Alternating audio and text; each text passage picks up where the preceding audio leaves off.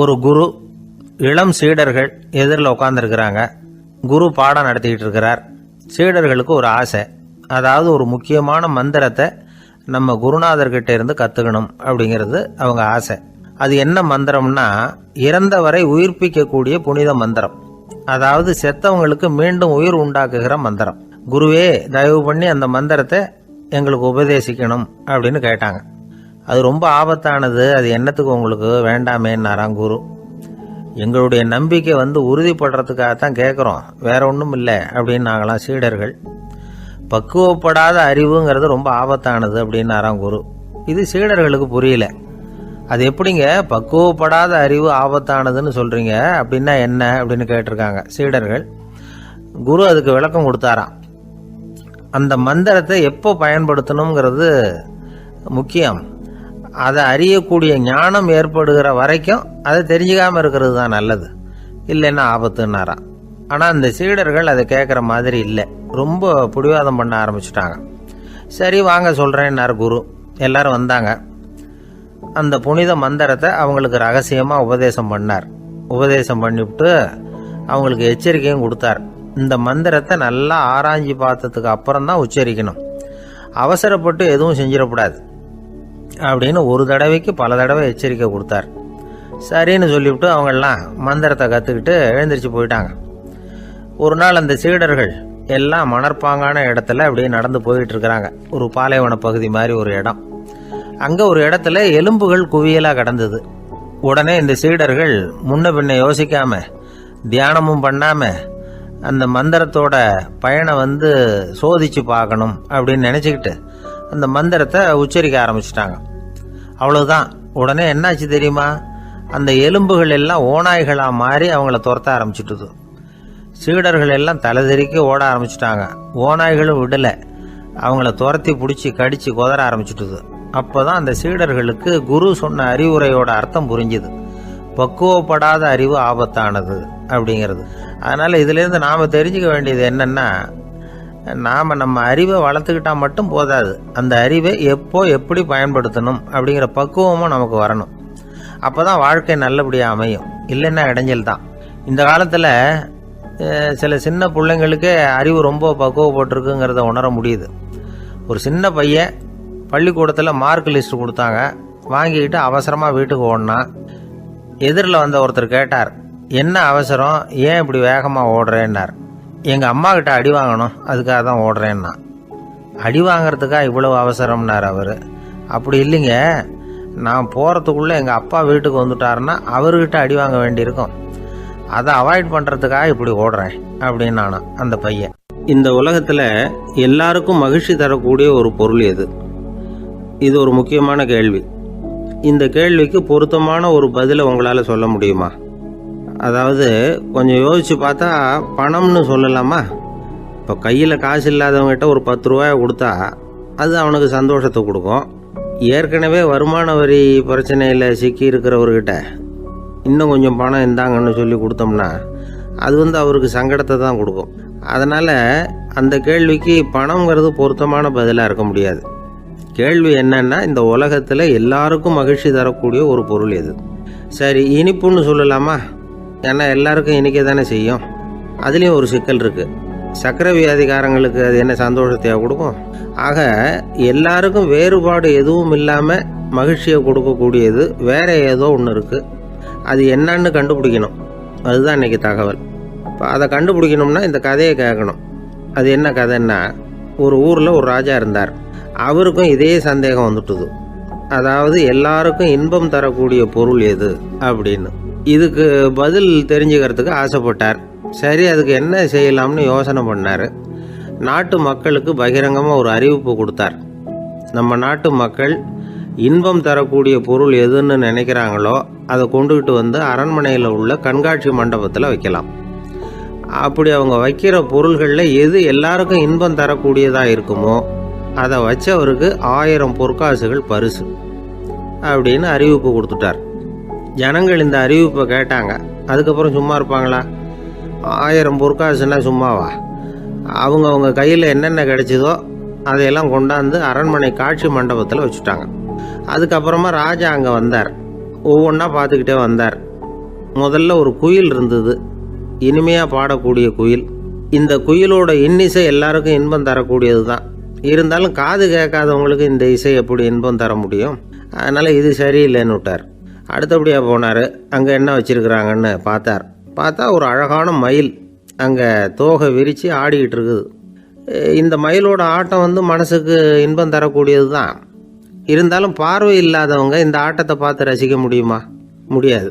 அதனால் இதுவும் சரியில்லை அப்படின்னு சொல்லிவிட்டார். அதுக்கு அடுத்தபடியாக போனார். பல வகையான இனிப்பு பண்டங்களை வச்சுருந்தாங்க. பார்த்தார், வயசானவங்களுக்கும் நோயாளிகளுக்கும் இது இன்பம் தராது, துன்பம் தான் கொடுக்கும் அப்படின்னார். இப்படி ஒவ்வொன்றா பார்த்துக்கிட்டே போகிறார். அழகான மலர்கள், கனிகள், ஓவியங்கள் எதுவுமே பொருத்தமாக தெரியல. சகல பேருக்கும் இன்பம் தரக்கூடிய வகையில் எதுவும் இல்லை.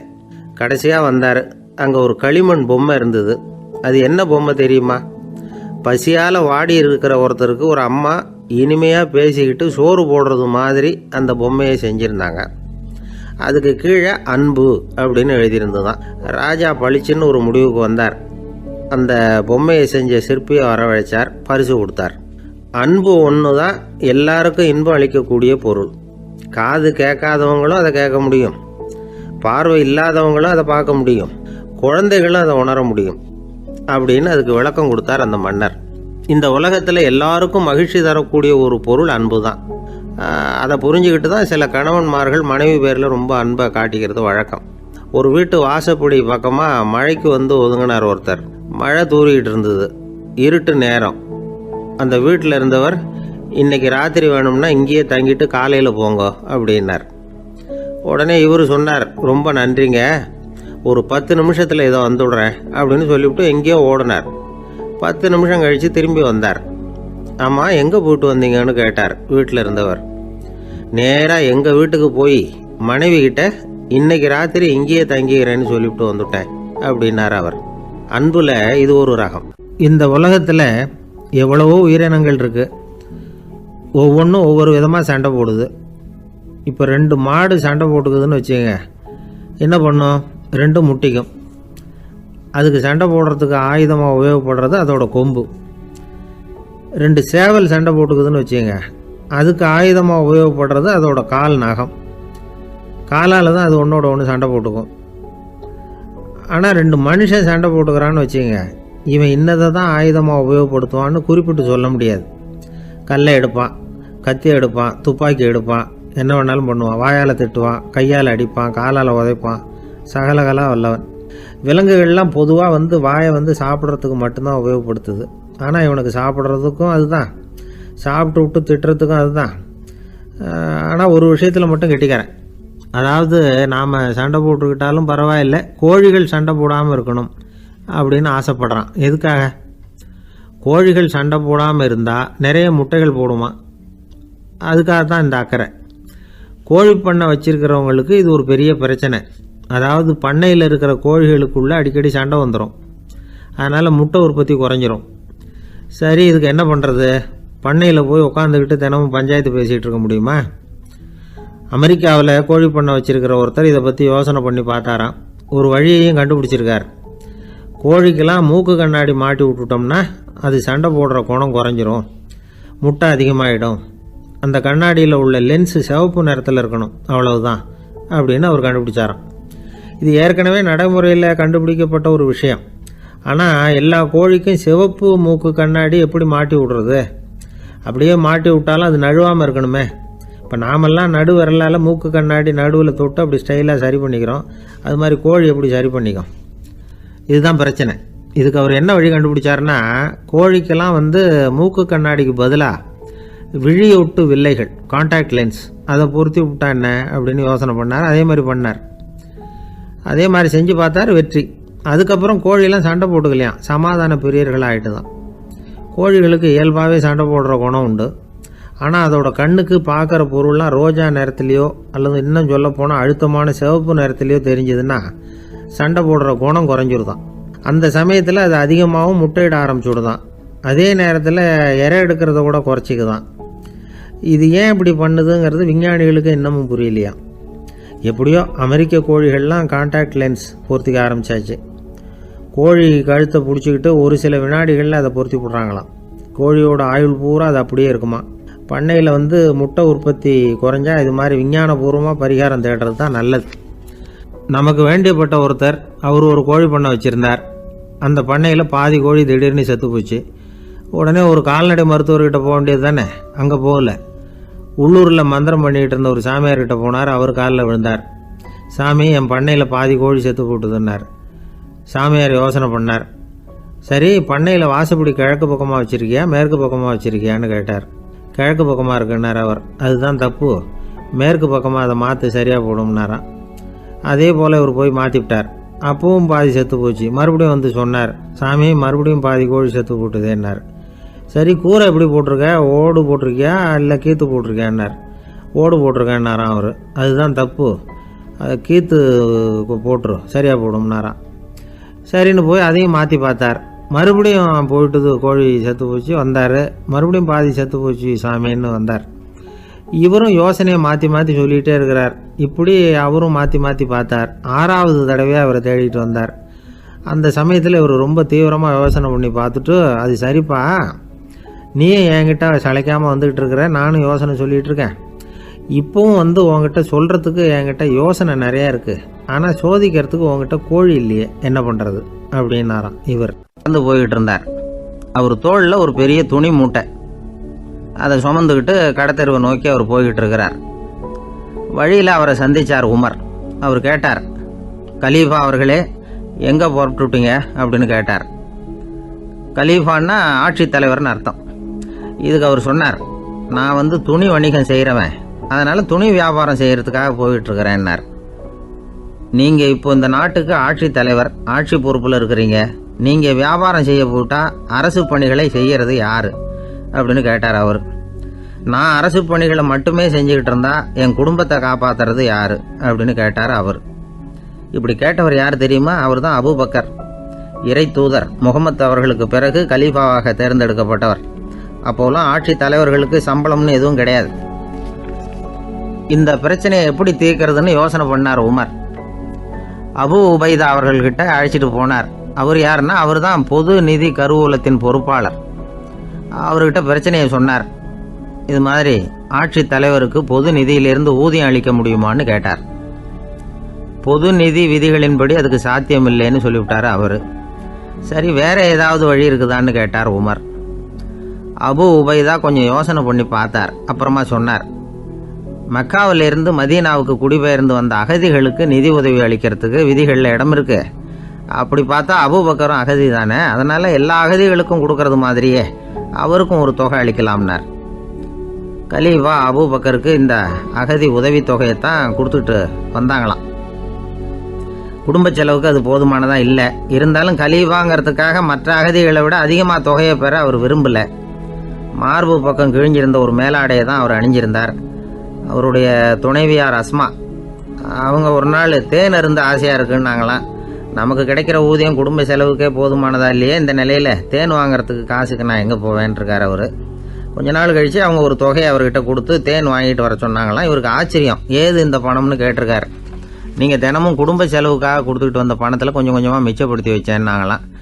அபூபக்கர் அந்த பணத்தை எடுத்துக்கிட்டு நேராக பொது நிதி கருவூல பொறுப்பாளர்கிட்ட போனார். இந்த பணத்தை பொது நிதியில் சேர்த்துருங்க, இது அதிகப்படியாக எனக்கு தரப்பட்டு வந்த ஊதியம், அடுத்த மாதத்துலேருந்து இந்த தொகையை குறைச்சிங்கன்னு வேற சொல்லிவிட்டாராம். பசியை தணிக்க தேவையான அளவு உணவு, ஒரு ஜோடி உடை, இதை தவிர கூடுதலாக மக்கள் பொது நிதியிலிருந்து வாங்கிக்கிறதுக்கு என் குடும்பத்தாருக்கு உரிமை இல்லை அப்படின்னு சொல்லி கண்டிப்பாக சொல்லிவிட்டாராம். அவர் வாங்கிட்டு வந்த இந்த குறைந்த ஊதியம் கூட அவர் மனசை உறுத்திக்கிட்டே இருந்தது. கடைசி நேரம் அவர் தம்முடைய மகள் ஆயிஷா அவர்களை அழைச்சார். மகளே, இதுவரைக்கும் பொது நிதியிலிருந்து நான் வாங்கிட்டு வந்த தொகை என்னுடைய இதயத்தில் பாரமாக அழுத்திக்கிட்டு இருக்கு.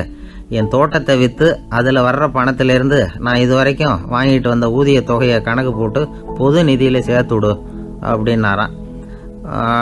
பதவி ஏற்கிறதுக்கு முன்னாடி தன்கிட்ட இருந்ததை விட இப்போ கூடுதலாக என்ன சொத்து இருக்குன்னு பார்த்துருக்கார். ஒரு ஒட்டகம், ஒரு கோப்பை, ஒரு பணியாள். இதையும் அடுத்தபடியாக கலீஃபாவா வர்றவர்கிட்ட ஒப்படைச்சிருங்க அப்படின்னு விட்டாராம். அதே மாதிரி அடுத்து வந்த உமர்கிட்ட ஒப்படைச்சாங்க. அப்போ உமர் சொன்னாராம், அபூபக்கரே, இந்த முன்மாதிரியால் உங்களுக்கு பிறகு இந்த ஆட்சி பொறுப்பை ஏற்கிறவர்களை பெரும் நெருக்கடிக்கு ஆளாகி விட்டீங்க. அப்படின்னு சொல்லி ரொம்ப கண் கலங்கினாராம். கடைசியாக அபூபக்கர் தன்னுடைய குடும்பத்தாருக்கு விட்டு சென்ற சொத்து ஒரு படுக்கை விரிப்பு, ஒரு போர்வை, அவ்வளவுதான். இது சிந்திக்க வேண்டிய ஒரு செய்தி. ஒரு ஊரில் ஒரு மன்னர் இருந்தாராம். அமைச்சர் அவர்கிட்ட சொன்னாராம், மன்னா, நம்ம ராஜ்யத்தில் இனிமே லஞ்ச ஊழலே இருக்காதுன்னாராம். ஆஹா, அப்படின்னா ஊழல் பேர் வழிகளையெல்லாம் நாடு கடத்தியாச்சா அப்படின்னு கேட்டிருக்காரு மன்னர். இதுக்கு அவர், அப்படி இல்லைங்க, இனிமே கொடுக்கறதுக்கு ஜனங்கள்கிட்ட பணமே இல்லை அப்படின்னாராம். ஒரு நண்பர் இருக்கார். எப்போ பார்த்தாலும் கையில் ஒரு புத்தகம் இருக்கும். புத்தகம் இல்லாமல் எங்கேயும் புறப்பட மாட்டார். எதுக்காக இப்படி எடுத்துகிட்டு போகிறீங்க அப்படின்னு கேட்டால், எனக்கு இது ஒரு நல்ல நண்பன் மாதிரி. இந்த காலத்தில் எங்கே போனாலும் காத்திருக்க வேண்டியிருக்கு. அது மாதிரி சமயத்தில் நான் நண்பன் கூட பேசிக்கிட்டு இருப்பேன் அப்படிம்பாரான். ஒருத்தர் ஒரு பெரிய அரச பதவியில் இருந்தார். அவர் பதவியிலேருந்து இறங்க வேண்டிய சூழ்நிலை. அரசு கொடுத்துருந்த வீட்டை விட்டுட்டு வெளியில் வர்றார். வரும்பொழுது 2 கையிலையும் 2 பெட்டியை எடுத்துகிட்டு வந்தாராம். சார், உங்களுடைய உடைமைகள் அப்படின்னு கேட்குறாங்க அங்கே இருந்த ஊழியர்கள். இவர் தன்னுடைய கையில் இருக்கிற பெட்டியை காட்டி, இதுதான் என்னுடைய சொத்து அப்படின்னாராம். ஒரு பெட்டியில் அவருடைய உடைகள், இன்னொரு பெட்டியில் அவர் விரும்பி படிக்கிற புத்தகங்கள், அவ்வளவுதான். இதுதான் இருந்துதான். புத்தகம் படிக்கிறது மனசுக்கு நல்லதுங்கிறது நமக்கு தெரியும். புத்தக வாசிப்பு உடம்புக்கும் நல்லதுங்கிறாங்க. அது நமக்கு ஆச்சரியமாக தான் இருக்குது. ஒரு நபர் ஒரு வருஷத்தில் சராசரியாக 2000 பக்கங்களை படிச்சிருக்கணுமா, யுனெஸ்கோ பரிந்துரை. ஆனால் நம்ம நாட்டில் நாம் சராசரியாக படிக்கிறது 32 பக்கங்கள், அவ்வளவுதான். இவ்வளவுக்கு நம்ம நாட்டில் 6000த்துக்கும் மேற்பட்ட நாளேடுகள், 2000த்துக்கும் மேற்பட்ட இதழ்கள், மலர்கள், இவ்வளவு இருந்தும் சரியாக வரல. இந்த உலகத்தில் முதல் நூலகம் எங்கே எப்போ ஆரம்பமாச்சு தெரியுமா? கிமு 2500ஆம் ஆண்டில் அது ஆரம்பமாயிருக்குது. பாபிலோனியாவில் அமில் அணு அப்படிங்கிற அரசன் தான் நூலகத்தை உருவாக்கி இருக்கிறான். அப்போல்லாம் தாள் கிடையாது, களிமண் தான். களிமண் பலகைகளில் எழுதி அது தொகுத்து அப்படியே நூலாக்கி அதை நூலகத்தில் வச்சுருப்பாங்களாம். அரசருடைய நூலகத்தில் 1000த்துக்கும் மேற்பட்ட நூல்கள் இருந்ததாக வரலாற்று குறிப்பு இருக்குது.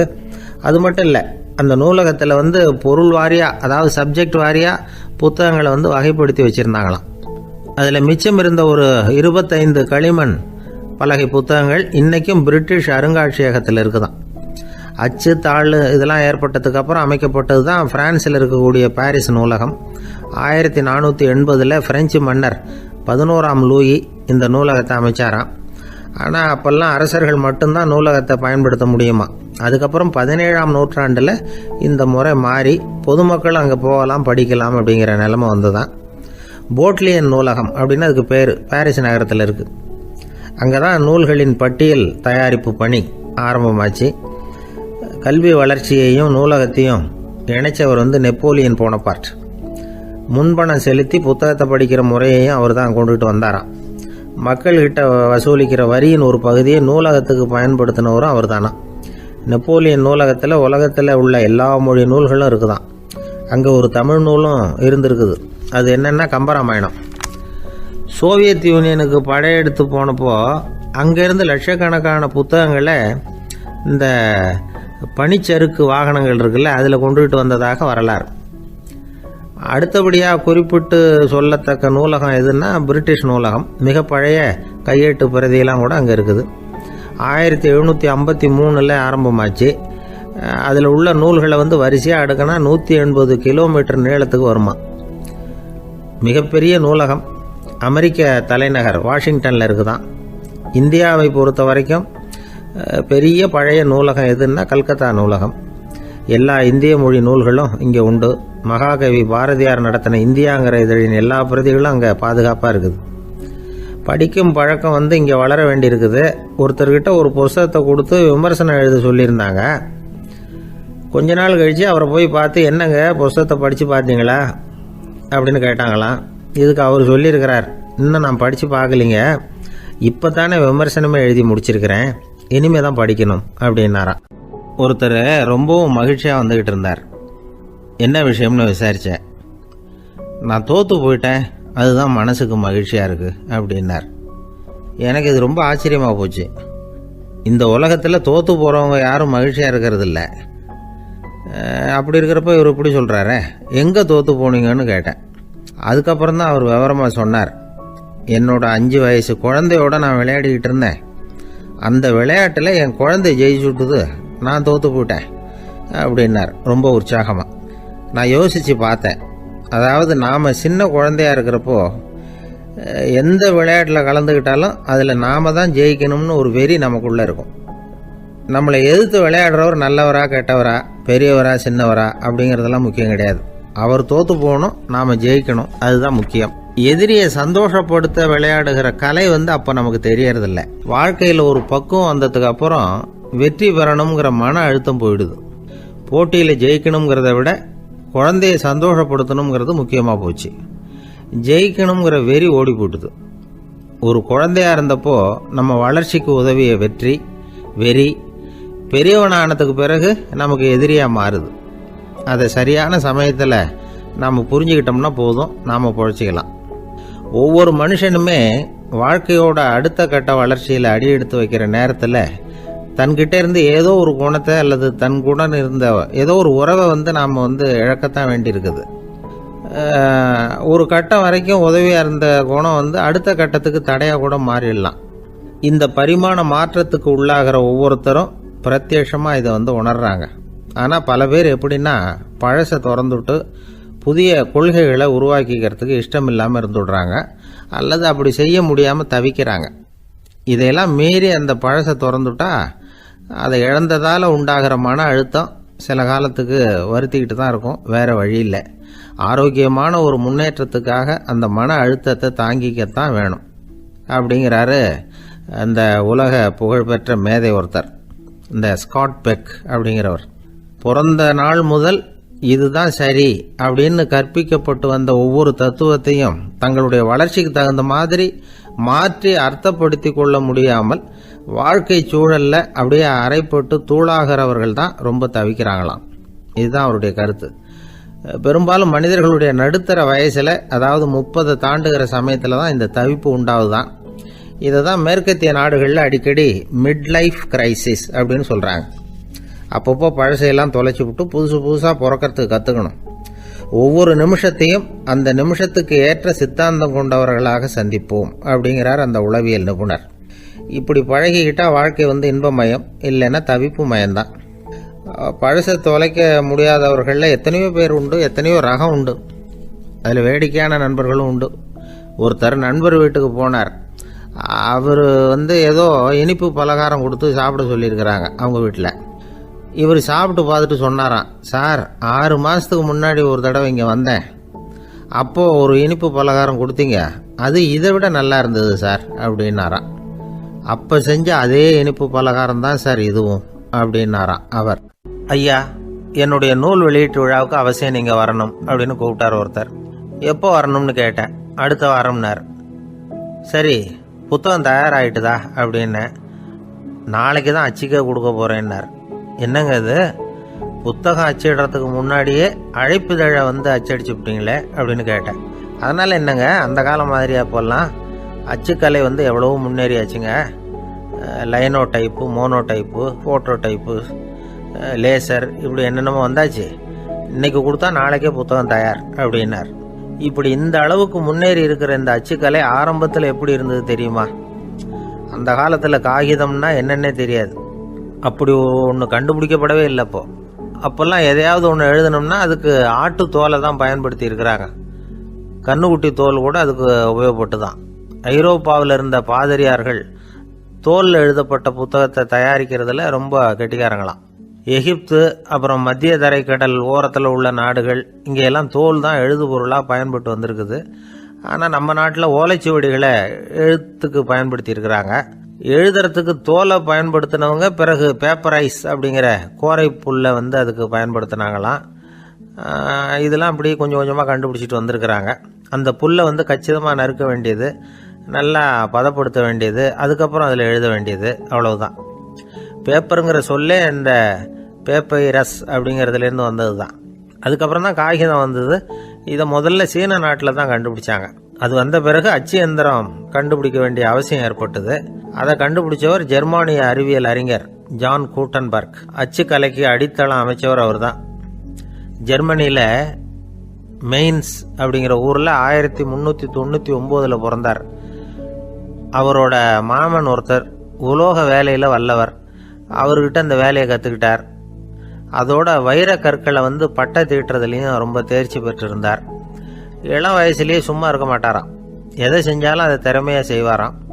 அவர் தான் முதல்ல மர அச்சு எழுத்துக்களை உருவாக்கினார். அது மேலே மை தடவி பிரதிகள் எடுத்தார். அதுக்கப்புறம் உலோக எழுத்துக்கள், முதல்ல காரியம், அப்புறம் இரும்பு, அப்புறம் கலப்பு உலோகம், பிறகு அச்சடிக்கிறதுக்கு எந்திரம் ஒன்றையும் உருவாக்கினார். முதல்ல பைபிள் அச்சடித்தார். 1468 அவர் இறந்து போனார். 16ஆம் நூற்றாண்டில் மேலை நாடுகளிலிருந்து மர எழுத்துக்களை கொண்டுகிட்டு தமிழ்நாட்டில் கிறிஸ்துவ நூல்களை அச்சிட்டாங்க. அப்போல்லாம் அச்சகங்கள் போதிய அளவுக்கு இங்கே இல்லை. அதுக்கு என்ன காரணம்னா, இந்தியர்கள் அச்சகங்களை நடத்தக்கூடாது அப்படின்னு சட்டம். 1835 வரைக்கும் அந்த சட்டம் நடைமுறையில் இருந்தது. இந்த நிலைமையில் அங்கேயும் இங்கேயுமா 1-2 அச்சகங்கள் ஆரம்பமாச்சு. 1713 தரங்கம்பாடியில் லூத்தரன் மிஷன் அச்சகம், அதே ஆண்டில் சென்னையில் SPCK அச்சகம். இது ரெண்டும் தான் இந்தியாவில் முதல்ல தொடங்கப்பட்ட அச்சகங்கள். ஆட்டுத்தோல்லையும் ஓலைச்சுவடியிலையும் எழுதப்பட்ட எழுத்துக்கள் இன்னைக்கு எங்கேயோ போயிட்டுது.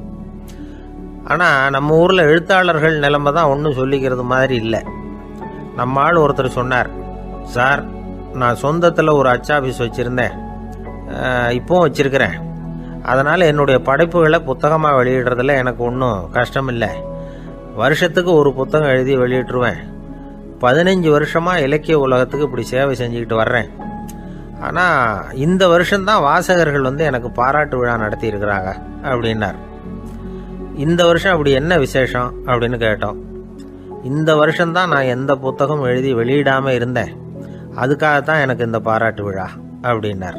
ஊருக்கு வெளியில் அமைதியான ஒரு இடம், அங்கே ஒரு ஆசிரமம், அங்கே ஒரு சாமியார். அவர் தினமும் நல்ல போதனைகள்லாம் செய்வார். பல பேர் போய் அங்கேயே சில நாள் தங்கி இருந்து அவர் சொல்கிற அறிவுரைகளை எல்லாம் கேட்டுக்கிட்டு வர்றது வழக்கம்.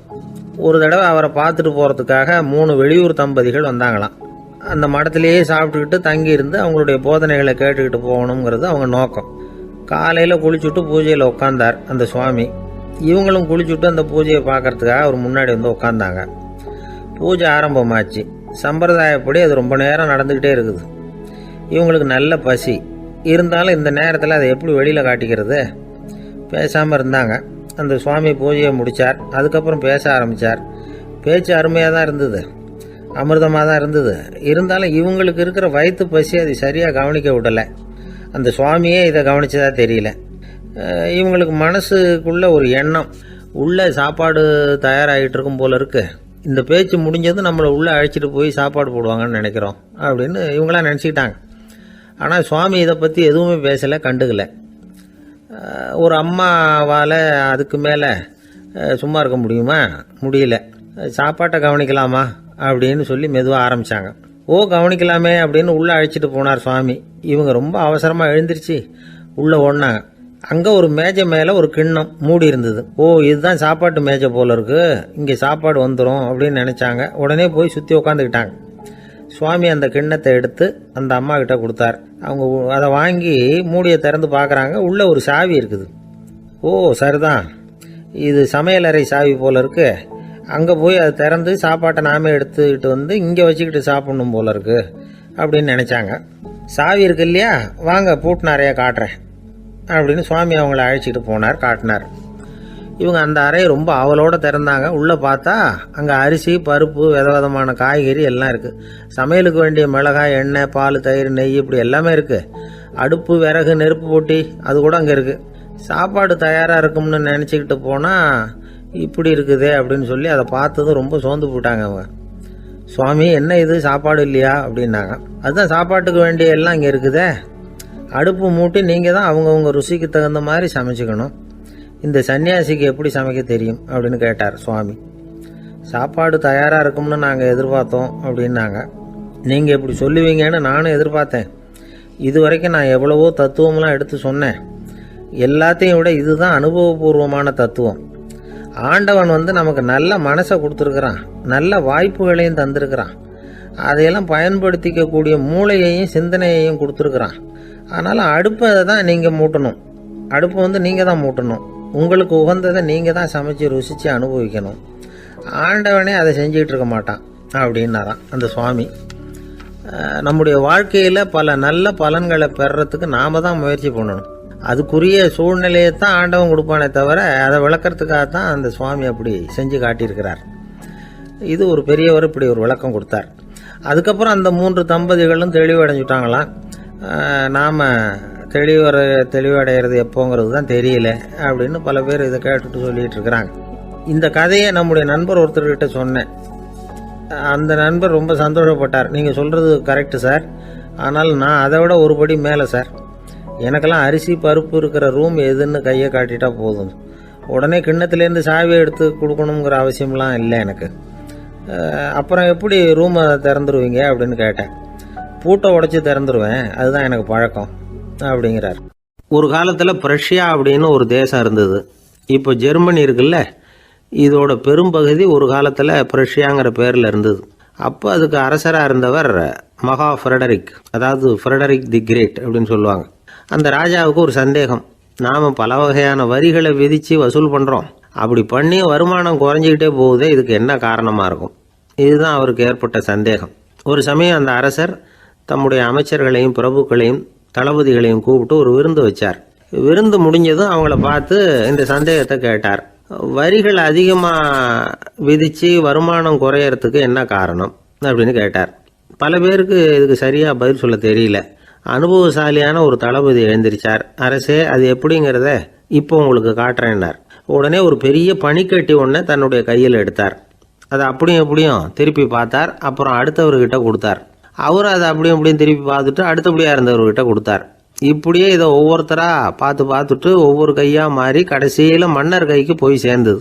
மன்னர் கைக்கு அந்த பனிக்கட்டி போய் சேர்ந்தப்போ அது கொஞ்சம் கொஞ்சமாக உருகி ஒரு பட்டாணி கடலை சைஸுக்கு ஆயிட்டுது. மன்னர் யோசனை பண்ணார், வரி அதிகமாக போட்டாலும் வந்து சேர்றது குறைவாக இருக்கிறதுக்கு என்ன காரணம் அப்படிங்கிறது அவருக்கு புரிஞ்சு போச்சு. காலம்தான் மாறிட்டு இருக்கே தவிர இந்த கையூட்டு வாங்குற பழக்கம் மாறினதாக தெரியல. இன்னொரு ராஜா இருந்தார். அவர் தன்னுடைய ராஜாங்கத்தில் லஞ்ச ஊழலே சுத்தமாக இருக்கக்கூடாது அப்படின்னு நினச்சார்.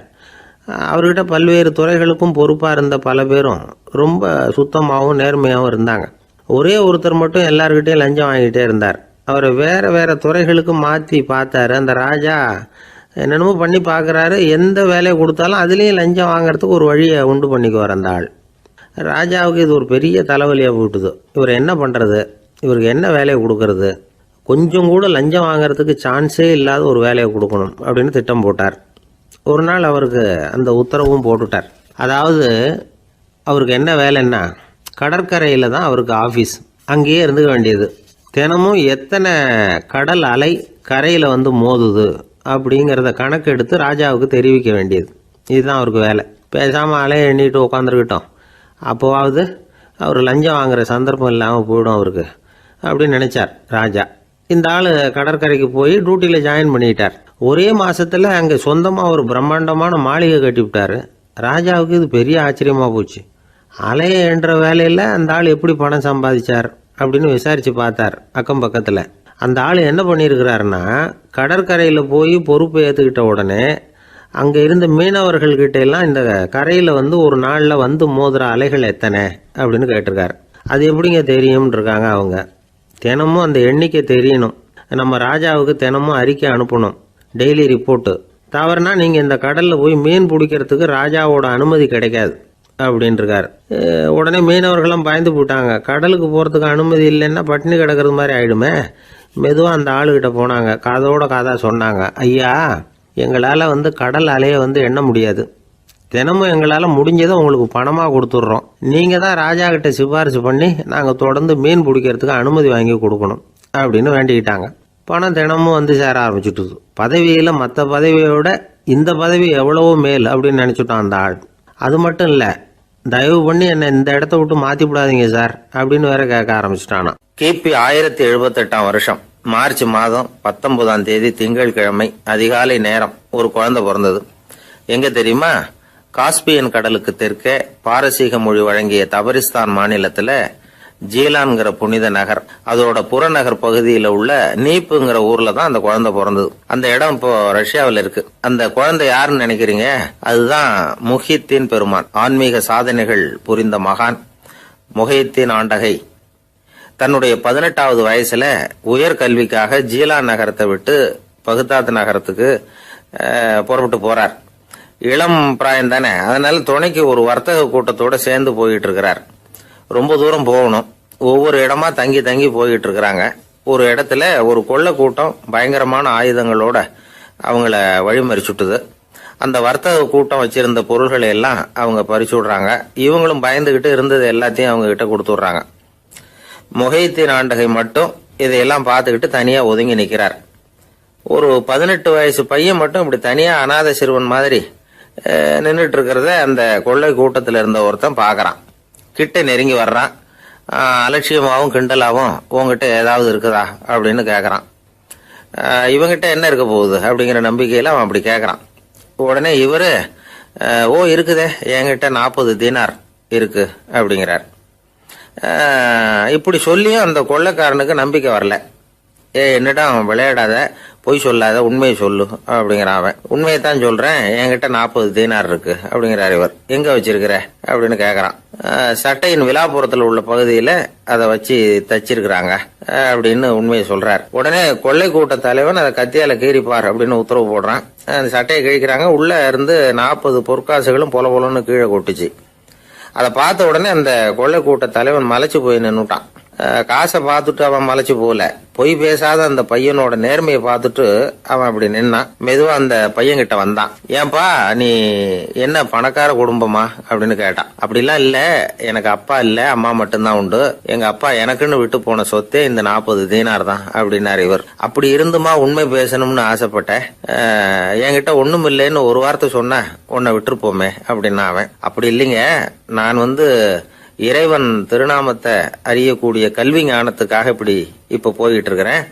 இறைவன் திருநாமத்தை உச்சரிக்க வேண்டிய நாவால பொய் பேசக்கூடாதுன்னு எங்க அம்மா சொல்லியிருக்கிறாங்க. அதனால நான் எப்பவுமே பொய் சொல்ல மாட்டேன் அப்படின்னு என்னுடைய தாய்க்கு வாக்கு கொடுத்திருக்கிறேன் அப்படின்னார் அவர். முகையத்தீன் பெருமான் வார்த்தைகளை கேட்ட அந்த கொள்ளையர்கள் மனம் திருந்தி நல்லவங்களா ஆயிடுறாங்க.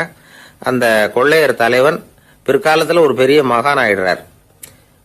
பெரியவர்கள் வாழ்க்கையில நடக்கிற இது மாதிரி சம்பவங்கள் தான் நாம நல்ல விதமா வாழறதுக்கு துணையா இருக்கும். அந்த காலத்துல கொள்ளையர்களே பெரியவங்க செயலை பார்த்து மனம் திருந்தி இருக்கிறாங்க. இந்த காலத்துல யார் இப்படி இருக்கிறா? இந்த காலத்துல மகான் ஒருத்தரை பார்த்தேன், எனக்கு வேண்டியப்பட்ட மகான். ஏங்க, நீங்களும் மகான் ஆகிறதுக்கு முன்னாடி கொள்ளை அடிச்சுட்டு இருந்தீங்களா அப்படின்னு கேட்டேன். அவர் மெதுவா கண்ணை திறந்து என்ன நிமிர்ந்து பார்த்தார். அப்படி இல்லப்பா, நான் கொள்ளை அடிக்கிறதுக்காகத்தான் மகானாவே ஆகி இருக்கிறேன் அப்படின்னு சொல்லிவிட்டு மறுபடியும் கண்ணை மூடிட்டார்.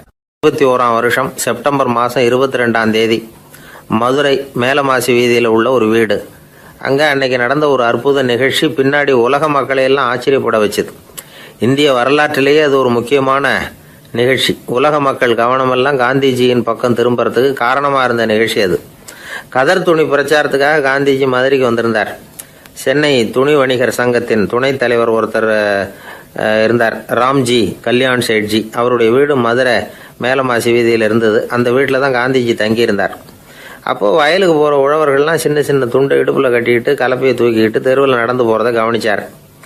ஏற்கனவே சேலத்துக்கு தெற்க பல பகுதிகளில் ஆண்களும் பெண்களும் அறகுறை ஆடைகளோட உழைச்சிக்கிட்டு இருக்கிறத கண்ணால் கண்டிருக்கிறார் அவர்.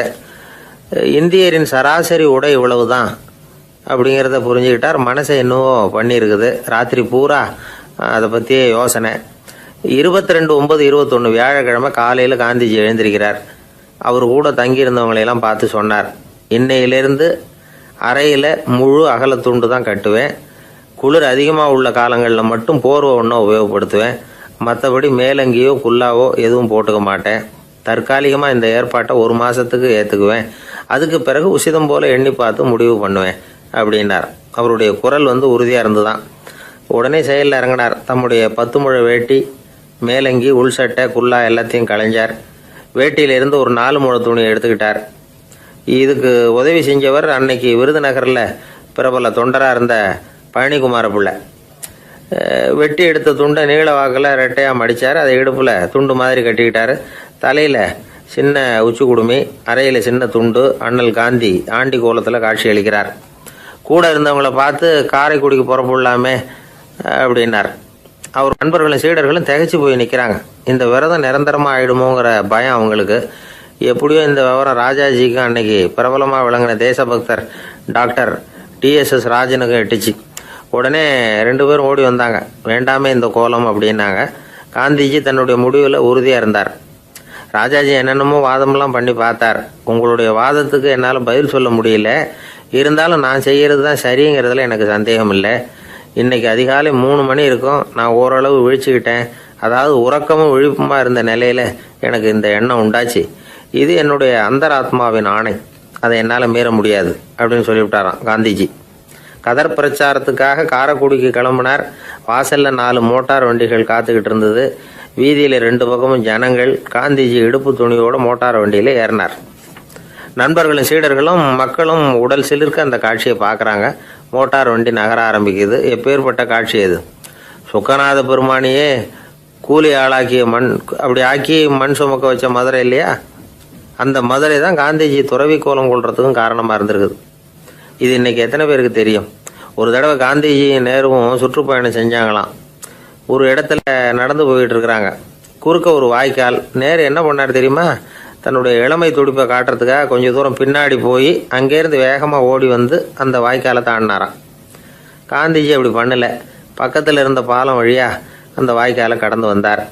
நேரு காந்திஜியை பார்த்து சிரிச்சுக்கிட்டே, என்ன மாதிரி நீங்களும் தாண்டி இருக்கலாமே அப்படின்னாராம். அதுக்கு காந்திஜி சிரிச்சுக்கிட்டே சொன்னாராம், 2 அடி முன்னேறதுக்காக 5 அடி பின்னாடி போகிறதா அப்படின்னாராம். ஒரு ஊரில் ஒரு ராஜா இருந்தார். அந்த ராஜாவுக்கு ஒரு புள்ள. அந்த புள்ளைக்கு விவரமே தெரியாது. அவன் ஒரு முட்டாளுங்கிறது எல்லாருக்கும் தெரியும். ஆனாலும் அவன் தான் அடுத்தபடியாக ஆட்சிக்கு வர வேண்டியவன். ஆட்சி பொறுப்பை ஏற்க வேண்டிய ஒருத்தன் இப்படி இருந்தால் என்ன பண்ணுறது அப்படிங்கிறது எல்லாருக்கும் உள்ள கவலை. மன்னர் அமைச்சர்களை கூட்டினார். ஆலோசனை கேட்டார், என்ன பண்ணலாம்னு. இவனை இன்னொரு நாட்டு பல்கலைக்கழகத்துக்கு அனுப்பி பார்க்கலாம்.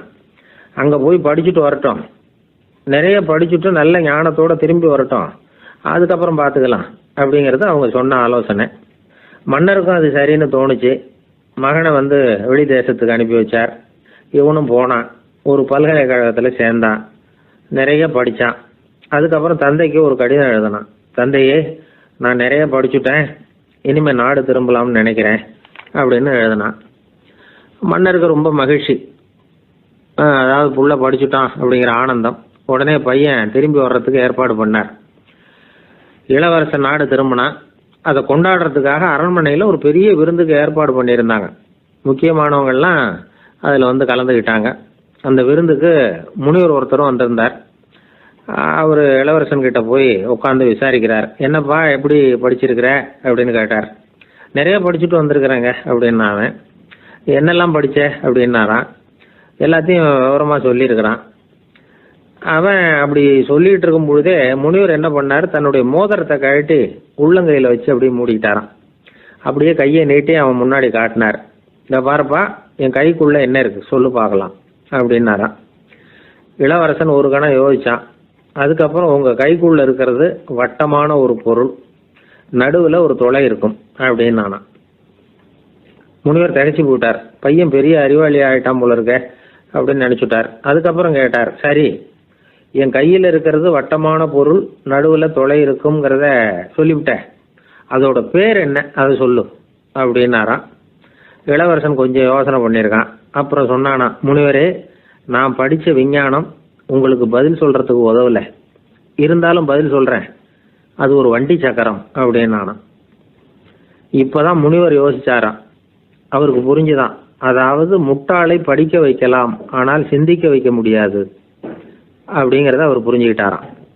தகவல் அறிவு ஞானமாகாது அப்படிங்கிறார் ஓஷோ. ஏன்னா தகவல்கள் மாறுதலை ஏற்படுத்துறது இல்லை, ஆனால் ஞானம்ங்கிறது மாறுதலால் உண்டாகக்கூடிய ஒன்று. அதுதான் ரெண்டுக்கும் உள்ள வித்தியாசம். மனம் சரியான வழிக்கு வரணும், அதுக்கப்புறம் படிக்கிற கல்வி தான் உண்மையான கல்வி. சரி, மனம் சரியா வர்றதுக்கு என்ன வழி அப்படின்னு கேட்டால், மனிதன் முழு மாறுதலுக்கான வழிமுறை தியானம்தான் அப்படிங்கிறார் அவர். அதனால தான் நிறைய படிச்சிருக்கேன்னு சொல்கிறவன் எல்லாம் ஞானம் உள்ளவன் நினச்சிடக்கூடாது. ஒருத்தர் இன்னொரு பெரிய மனிதரை அழைச்சிட்டு அறிமுகப்படுத்தினாராம். சார் நிறைய படிச்சிருக்கார், 3 MA வாங்கியிருக்கார், ஆனால் ஒரு விஷயம், அப்பப்போ கொஞ்சம் திருடுவார், அவ்வளவுதான், மற்றபடி அவர் ஒரு பெரிய அறிவாளி தான் அப்படின்னாராம். ஒரு ஊரில் ஒரு மன்னர் இருந்தார். அந்த ஊரில் அடிக்கடி சேவல் சண்டை நடக்கிறது வழக்கம். அரண்மனையில் ஒரு ஆள் இருந்தான். மன்னருக்காக அவன் ஒரு சேவல் வாங்கிட்டு வந்தான். சண்டை போடுறதுக்காக அந்த சேவலை தயார் பண்ணிகிட்டு இருந்தான். கொஞ்ச நாள் ஆச்சு. மன்னர் அந்த ஆளை கூப்பிட்டார். என்னப்பா சேவல் தயாராகிட்டுதா அப்படின்னு கேட்டார். இன்னும் அது தயாராகல மன்னா, இன்னும் வளரல, அதுக்கான தகுதி இன்னும் அதுக்கு வரல அப்படின்னா. எதனால் அப்படி சொல்கிறேன்னாரு. கோபம் ரொம்ப கடுமையாக இருக்குது அப்படின்னா. சரி அப்படின்னு விட்டுட்டார். மறுபடியும் கொஞ்ச நாள் ஆச்சு. இப்போ எப்படி நிலைமை, சேவல் தயாரா அப்படின்னார். இன்னும் இல்லை அரசே, மற்ற சேவல் எங்கேயாவது கூவுற சத்தம் கேட்டால் உடனே இது பரபரப்பாயிடுது, பக்கத்தில் ஒரு சேவலின் நிழலை கண்டா கூட இது பரபரப்பாயிடுது அப்படின்னா. சரி இன்னும் கொஞ்ச நாள் ஆகட்டும்னு விட்டுட்டார். கொஞ்ச நாள் ஆச்சு. இப்போ மறுபடியும் விசாரித்தார்.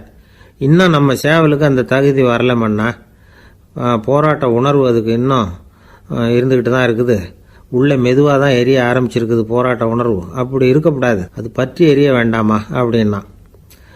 இன்னும் கொஞ்ச நாள் ஆச்சு. இப்போ எப்படின்னு கேட்டார். இப்போ அவன் சொன்னான், மன்னா கிட்டத்தட்ட அது போருக்கு தயாராகிட்டுது அப்படின்னு நினைக்கிறேன்னா. எதனால் அப்படி சொல்கிற அப்படின்னு கேட்டார். மற்ற சேவலின் குரலை கேட்டால் அது அசைகிறதே இல்லை, ஒரு பொம்மை மாதிரி ஆயிடுது, அதுக்கு உள்ள ஒரு நுட்பமான விழிப்புணர்வு வந்துட்டுது, அதனால் அது அமைதியாக இருக்குது, மௌனமாக இருக்குது. இனிமேல் அதுக்கு இணையான சேவலே கிடையாது. வெற்றி பெற அது போராட வேண்டிய அவசியமே இல்லை, அதை பார்த்த உடனே எதிரி சேவல்கள் பயந்துட்டு ஓடி போடும் அப்படின்னு சொன்னானா. அந்த சேவலை வளர்த்தவர் சி சிங் சு அப்படின்னு பேர். இந்த சுசுகி சொன்ன கதையும் அது. ஞானிகள் என்ன சொல்கிறாங்க தெரியுமா, அந்த சேவலின் ரகசியத்தை நீயும் கற்றுக்கொள், நீ அப்படி ஆயிடு, சண்டை போடாமலே வெற்றிகள் பெறுகிற நுட்பத்தை புரிந்துகொள். இதுதான் ஞானிகள் உபதேசம். ஒரு குருக்கிட்ட ஒருத்தன் போயிருக்கிறான். எனக்கு சண்டை போட கற்றுக்கணுங்கன்னா, அதுக்கு என்ன செய்யணும்னார். என்ன உங்கள் மாணவனாக சேர்த்துங்கண்ணா. சரி இப்போ உன்னுடைய பலம் என்னன்னு கேட்டிருக்கார். இப்போ நான் தனி ஆளாக இருந்து ஒரு 100 பேரை சமாளிப்பேன் நானா. சரி அப்படின்னா என்னுடைய மாணவனாக உன்னை சேர்த்துக்கிறேன்ருக்கார். சேர்த்துக்கிட்டார். 6 மாதம் பயிற்சி கொடுத்தார். அதுக்கப்புறம் இவனை கூப்பிட்டு கேட்டார், இப்போ உன்னுடைய திறமை எவ்வளவுன்னு. இப்போ நான் தனி ஆளாக இருந்து ஒரு 50 பேரை சமாளிப்பேன் நானா. இன்னும் உனக்கு பயிற்சி தேவைன்னாராம். தொடர்ந்து சில நுட்பங்களை எல்லாம் சொல்லி கொடுத்துருக்கிறார். 1 வருஷம் ஆச்சு. எல்லாத்தையும் கற்றுக் கொடுத்துட்டார். அப்புறம் கூப்பிட்டு கேட்டார், இப்போ உன்னுடைய திறமை எப்படிப்பா, எதிரிகள் எத்தனை பேரை உன்னால் சமாளிக்க முடியும்னாராம். அவன் சொன்னான், ஐயா எதிரிகளின் பலம் என்னங்கிறத புரிஞ்சிக்காம அதை நான் சொல்ல முடியாதுன்னு நானும். இனிமேல் உனக்கு பயிற்சி தேவையில்லை, போயிட்டு வான்னு அனுப்பி வச்சுட்டாரான். ஒரு உண்மையை நாம் புரிஞ்சுக்கணும். அதாவது அடிக்கிறதுக்கு நமக்கு துணிச்சல் தேவையில்லை, அடிக்காமல் இருக்கிறதுக்கு தான் துணிச்சல் தேவை. அடித்தா திருப்பி அடிக்கிறவன் மன உறுதி உள்ளவன் இல்லை, அடித்தா திருப்பி அடிக்காமல் இருக்கிறான் பாருங்க, அவன் தான் மன உறுதி உள்ளவன். ஒருத்தன் தலை தெறிக்க வேகமாக ஓடிக்கிட்டு இருந்தான். எங்கடா ஓடுற அப்படின்னா, எதுக்கு வந்தவன், ஒரு சண்டையை நிறுத்தத்தான் இப்படி ஓடுறேன் அப்படின்ட்டுருக்கான். யாருக்கும் சண்டை, எனக்கும் இன்னொரு ஆளுக்கும் சண்டை அப்படின்னு அவன். எது ரொம்பவும் கஷ்டமான காரியம் அப்படின்னு கேட்டார் ஒருத்தர். ஒருத்தருக்கு ஒருத்தர் சண்டை போடாமல் இருக்கிறது தான் ரொம்ப கஷ்டமான காரியம் அப்படின்னு தோணுது. ஒரு நாட்டுக்கும் இன்னொரு நாட்டுக்கும் சண்டை, நாட்டுக்குள்ளேயே ஒரு குரூப்புக்கும் இன்னொரு குரூப்புக்கும் சண்டை. ஏன் சண்டை போட்டுக்கிறீங்கன்னு கேட்டு பாருங்கள். நாங்கள் சமாதானத்துக்காக தான் சண்டை போட்டுக்கிறோம் அப்படிம்பாங்க. வாழறதுக்காக பிறந்த மனுஷன் லட்சியத்துக்காக உயிரை விட தயார் அப்படின்னு சொல்லிகிட்டு இருப்பான். அப்படி உயிரை விடுறவங்கள நாமளும் பாராட்டுவோம். ஆனால் ஒன்றுமில்லாத விஷயங்களுக்கெல்லாம் சண்டை போடுறவங்களெல்லாம், அப்படிப்பட்டவங்களையும் சரி உயிரை விடுறவங்களையும் சரி என்னென்னு சொல்கிறது, யுத்தங்களாலேயும் சண்டைகளாலேயும் நாம் அடையிறது என்னங்கிறது ஒரு பக்கம் இருக்கட்டும், இழக்கிறது என்ன தெரியுமா, ஏராளமான உயிர்கள். ரத்தம் சிந்துறதுக்கு நான் தயார் அப்படின்னு மார்தட்டி சொல்லலாம். ஆனால் ரத்தம் சிந்தினா உயிர் காத்துக்கிட்டு இருக்க தயார் இல்லை. அதாவது உயிர் நமக்காக காத்துக்கிட்டு இருக்க தயார் இல்லை. இழக்கிற ரத்தத்தை ஈடுகட்டினா தான் உயிரை காப்பாற்ற முடியும். அதனால் இது சம்மந்தமாக ஆராய்ச்சி செய்கிற கட்டாயம் ஏற்பட்டு போச்சு. அதோட விளைவாக புதுசாக ஒன்றை கண்டுபிடிச்சிருக்கிறாங்க. அதுதான் செயற்கை ரத்த பொடி. இப்போ இந்த திடீர் சாம்பார் பொடி, திடீர் ரசப்பொடி, திடீர் காப்பி பொடி இப்படிலாம் சொல்கிறோம்ல, அது மாதிரி இது திடீர் ரத்த பொடி. இஸ்ரேல் ஒரு சின்ன நாடு, மக்கள் தொகை குறைச்சல், அதோட போர்கள் வேறு. அதனால் காயம்பட்டவங்களை காப்பாற்றியே தீர வேண்டிய கட்டாயம். காப்பாற்றணும்னா ரத்த இழப்பை தடுக்கணும். அப்படின்னா உடனடியாக புது ரத்தம் செலுத்தி ஆகணும். திடீர்னு ரத்தம் வேணும்னா எங்கே போகிறது? அதுவும் கிடைக்கிற ரத்தம் சேர்கிற குரூப்பாக இருக்கணும். ஒரு வேடிக்கை பார்த்தீங்களா, நான் வேறு குரூப்பு நீ வேறு குரூப்புன்னு இவன் சண்டை போடுறான். இதில் அடிபட்டவனுக்கு ரத்தம் கொடுக்க போனால் அதுலேயும் அது வேறு வேறு குரூப்பாக இருக்குது. அது ரத்தமும் வேறு வேறு குரூப்புன்னு சொல்லிகிட்டு இருக்குது. எந்த குரூப்பு ரத்தம் வேணும், அது உடனடியாக கிடைக்கலன்னா என்ன பண்ணுறது? இப்படிப்பட்ட கஷ்டம்லாம் நமக்கு வந்துடுது. இதுக்காக தான் விஞ்ஞானிகள் இந்த ரத்த பொடியை கண்டுபிடிச்சிருக்கிறாங்க. அதாவது ஒரு ஆள் அடிபட்டு போட்டான்னு வச்சுங்களேன், அவனுக்கு ரத்தம் கிடைக்கல, உடனே என்ன பண்ணலாம்? இந்த சுத்தப்படுத்தப்பட்ட தண்ணீரை கொஞ்சம் எடுத்துக்க வேண்டியது, அதில் இந்த ரத்த பொடியை கரைக்க வேண்டியது. இப்போ இந்த செயற்கை ரத்தம் வந்து தயாராகிட்டுது. இதை அந்த ஆள் உடம்புல ஏற்றி விட்ற வேண்டியது. இயற்கையாக நம்ம உடம்பில் இருக்கிற ரத்தம் என்னென்ன வேலை செய்யுதோ அதே வேலையை இதுவும் செய்யும். அதாவது ஆக்சிஜனை உடம்புல எல்லா இடத்துக்கும் எடுத்துகிட்டு போகுது. அந்த வேலையை இந்த செயற்கை ரத்தமும் செஞ்சுடுது. ஆனால் ஒரு விஷயம், இந்த செயற்கை ரத்தம் ஒரு அவசரத்துக்கு தான் உபயோகப்படுத்தலாம், ஒரு முதல் உதவி மாதிரி. அதை அப்படியே நிரந்தரமாக விட்டுற முடியாது. பின்னாடி வந்து தேவையான குரூப்பு உண்மையான ரத்தம் கிடைச்ச உடனே அதை செலுத்திக்கணும். உண்மையான ரத்தத்தை 20லேருந்து 40 நாள் வரைக்கும் தான் பாதுகாக்க முடியும். அதுவும் குளிர்பதன பெட்டியில். அதுக்குள்ளே உபயோகப்படுத்தலைன்னா அது வீணாக போயிடும்.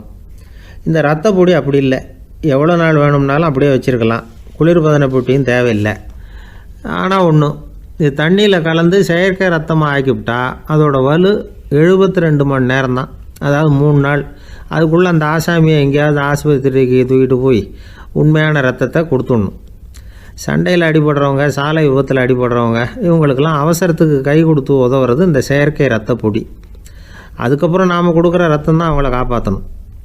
இன்றைக்கி வந்து ரத்தத்தை தானமாக கொடுக்க தயாராக இருக்கிற நல்ல உள்ளங்கள் ஏராளம். எவ்வளவு ஆக்சிடெண்ட்டு, ஆப்ரேஷன், இதில் சம்மந்தப்பட்டவங்களை வந்து காப்பாற்றுறது நாம் தானமாக கொடுக்குற ரத்தம் தானே. ஒரு ஆக்சிடெண்ட்டு, ஒரு ஸ்கூட்டர் ஒரு ஆள் மேலே மோதி விட்டுது, பார்த்து வரக்கூடாதா அப்படின்னா அந்த ஆள், நீ தான் பார்த்து நடக்கணும், ஏன்னா 20 வருஷமாக நான் அந்த ஸ்கூட்டரை ஓட்டிகிட்டு இருக்கிறேன் அப்படின்னு நானா இவன். இதுக்கு அவன் சொன்னானா, நீ தான் பார்த்து ஓட்டணும், ஏன்னா 40 வருஷமாக நான் இப்படி நடந்துக்கிட்டு இருக்கிறேன் அப்படின்னு நானா. ஒருத்தர் அவசரமாக போய்கிட்டு இருந்தார். எங்கே போய்கிட்டு இருக்கீங்க அப்படின்னு கேட்டார் ஒரு பெரியவர். கடைக்கு போகிறேன் சார், சாமான் வாங்கிறதுக்கு அப்படின்னார். அங்கே போகிறதுக்கு முன்னாடி தெரிஞ்சிக்க வேண்டியதெல்லாம் தெரிஞ்சுக்கிட்டீங்களா அப்படின்னு கேட்டார் பெரியவர். கடைக்கு போய் காசை கொடுத்து ஒரு பொருளை வாங்கிட்டு வரப்போகிறோம், இதில் தெரிஞ்சிக்க வேண்டியது என்ன இருக்குது அப்படின்னார் அலட்சியமாக. இப்போ அந்த பெரியவர் பேச ஆரம்பித்தார். இந்த உலகத்தில் எந்த ஒரு செயலில் இறங்குறப்பவும் நாம் நல்லா ஆலோசனை பண்ண வேண்டிய விஷயம் 5 அப்படின்னார். உதாரணமாக, ஒருத்தன் கடைக்கு போய் ஏதோ ஒரு பொருளை வாங்கிட்டு வர போகிறான்னு வச்சுக்கங்களேன், அப்போ கூட அவன் வந்து 5 விஷயங்களை பற்றி தெரிஞ்சுக்க வேண்டியிருக்குது அப்படிங்கிறார் அவர். முதல்ல அந்த பொருள் எப்படிப்பட்டது அப்படிங்கிறத தெரிஞ்சுக்கணும். 2வதாக தன்னை பற்றியும் தெரிஞ்சுக்கணும். அப்போ தான் அந்த பொருள் தனக்கு தேவையா இல்லையா அப்படிங்கிறத புரிஞ்சுக்க முடியும். 3வதாக தெரிஞ்சுக்க வேண்டியது ஒன்று இருக்குது. அது என்னென்னா, அந்த பொருளை அடையறதுக்கு வழி என்ன அப்படிங்கிறது தெரிஞ்சுக்கணும். அதாவது எவ்வளவு பணம் கொடுத்தா அது கிடைக்கும், இது மாதிரியான விஷயங்கள். 4வதாக அந்த பொருளை அடையிறது மூலமாக நாம் அடையக்கூடிய பயன் என்ன அப்படிங்கிறதையும் உணரணும். 5வது, அந்த பொருளை அடையிறதுல இருக்கக்கூடிய தடை எது அப்படிங்கிறதையும் நாம் தெரிஞ்சுக்கணும். பெரியவர் பேசுறது ஏதோ தத்துவம் மாதிரி தெரியுது இல்லையா? தத்துவம் தான். அதாவது இப்படி உலகியல் வாழ்க்கையில் சின்ன சின்ன விஷயங்கள்லேயே நாம் 5 விஷயங்களை தெரிஞ்சுக்க வேண்டி இருக்குது. அது ரொம்ப அவசியமாக இருக்குது. பேரின்ப நிலைன்னு சொல்கிறாங்கல்ல, அது மாதிரி பெரிய சமாச்சாரங்கள்லேயும் இந்த 5 விஷயங்களை நாம் தெரிஞ்சுக்க வேண்டியிருக்குது. அதுக்கு பேர் என்னன்னா அர்த்த பஞ்சகம். வைணவ சமயத்தில் அர்த்த பஞ்சகம்ங்கிறது ரொம்ப பெரிய விஷயம். கடைக்கு போகிறது மாதிரி கடவுளை பார்க்க போகிறப்போ நாம் 5 விஷயங்களை தெரிஞ்சுக்கணுமா. முதல்ல பரம்பொருள் அப்படிங்கிறது என்ன, அதோட தன்மைகள் என்ன, இதை தெரிஞ்சுக்கணும். இதுக்கு பேர் என்னன்னா பரமாத்ம ஸ்வரூபம் அப்படின்னு பேர். 2வது, நாம் யார், நம்மோட தன்மை என்ன அப்படிங்கிறத தெரிஞ்சுக்கணும். நான் யாருன்னு எனக்கே தெரியலங்கிறப்போ இதை நான் சொல்கிறேன்னு இது என்னுடையதுன்னு சொல்கிறது தப்பு தானே. அப்புறம் 3வது விஷயம், பரம்பொருளை நாம் அடையிறதுக்கு வழி எது, இது தெரிஞ்சுக்கணும். இது வந்து உபாய ஸ்வரூபம் அப்படின்னு பேர். 4வது விஷயம், நாம் அடைய வேண்டிய பயன்கள் என்ன அப்படிங்கிறது தெரிஞ்சுக்கிறது. இதுக்கு புருஷார்த்தம் அப்படின்னு பேர். 5வது, அந்த பயனை வந்து அடைய விடாமல் தடுக்கிற தடைகள் யாவை அப்படிங்கிறது தெரிஞ்சுக்கிறது. இது வந்து விரோதி ஸ்வரூபம். இதைத்தான் தடையியல் அப்படின்னு சொல்கிறாங்க. அதாவது பரமாத்மாவை பற்றிய அறிவு, ஜீவாத்மாவை பற்றிய அறிவு, உபாயம் பற்றிய அறிவு, புருஷார்த்தம் பற்றிய அறிவு, இந்த 4 அறிவுக்கும் எதிரடையா, அதாவது அதையெல்லாம் தப்பாக புரிஞ்சுக்கிறதால உண்டாகக்கூடிய அறிவு விரோதி சொரூபம். என்ன இது தகவலில் ஏதாவது கதை சொல்லுவீங்கன்னு பார்த்தா ஏதோ தத்துவம் பேசிக்கிட்டு இருக்கிறீங்களே அப்படின்னு நினைக்கலாம். இதுவும் தெரிஞ்சுக்க வேண்டிய ஒரு பெரிய விஷயந்தான். காதில் போட்டு வச்சா எப்போவாவது உபயோகப்படும். என்னுடைய நண்பர் ஒருத்தர் ஒரு நாள் என்கிட்ட சொன்னார், சார் அடுத்த மாதம் தஞ்சாவூரில் ஒரு கல்யாணம், போகிறதா வேண்டாமா அப்படின்னு ஒரே குழப்பமாக இருக்குது அப்படின்னார். நான் உடனே இந்த அர்த்த பஞ்சக உபதேசம் பண்ண ஆரம்பித்தேன். அவர் எல்லாத்தையும் பொறுமையாக கேட்டுவிட்டு, சரி சார் நான் போகிறதுன்னு முடிவு பண்ணிவிட்டேன்னார். எப்படி இந்த முடிவுக்கு வந்தீங்க அப்படின்னு கேட்டேன். அவர் சொன்னார், சார் அந்த 2வது பாயிண்ட் ஒன்று சொன்னீங்களே, அதை புரிஞ்சுக்கிட்டதுக்கு அப்புறம்தான் இந்த முடிவுக்கு வந்தேன் அப்படின்னார். என்ன 2வது பாயிண்ட்டுன்னு? அதாவது தன்னை பற்றி புரிஞ்சுக்கணும் அப்படின்னு சொன்னீங்க. உடனே என்னை பற்றி புரிஞ்சுக்கிட்டேன், நான் யாருங்கிறது எனக்கு தெரிஞ்சுது, உடனே போகிறது தான் நல்லதுன்னு